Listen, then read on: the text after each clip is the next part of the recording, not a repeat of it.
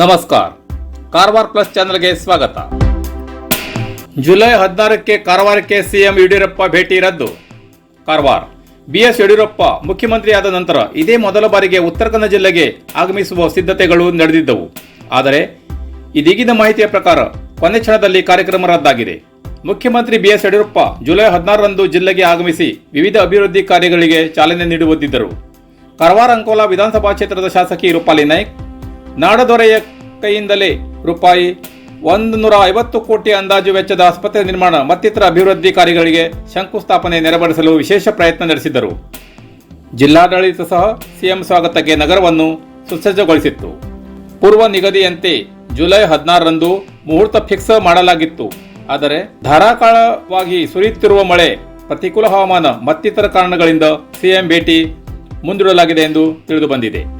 July 23 ಇಲ್ಲದೆ ಬೇರೆ ದಿನಗಳಲ್ಲಿ ಸಿಎಂ ಕಾರವಾರಕ್ಕೆ ಬರಲಿದ್ದಾರೆ. ಸಿಎಂ ಬರುವಿಕೆಗಾಗಿ ಕಾದಿದ್ದ ಹಲವು ಜನಪ್ರತಿನಿಧಿಗಳು, ಪಕ್ಷದ ಮುಖಂಡರು, ಕಾರ್ಯಕರ್ತರಿಗೆ ಇದರಿಂದಾಗಿ ಬೇಸರವಂತಾಗಿದೆ. ಅನೇಕ ಕಾಮಗಾರಿಗಳ ಶಂಕುಸ್ಥಾಪನೆ ಹಾಗೂ ಉದ್ಘಾಟನೆ ನಿಮಿತ್ತ ಇನ್ನೊಮ್ಮೆ ಆದರೂ ಸಿಎಂ ಉತ್ತರ ಕನ್ನಡಕ್ಕೆ ಆಗಮಿಸಲಿದ್ದಾರೆ ಎಂಬುದು ಜನತೆಗೆ ಸಂತೋಷದ ಸುದ್ದಿಯಾಗಿ ಉಳಿದಿದೆ.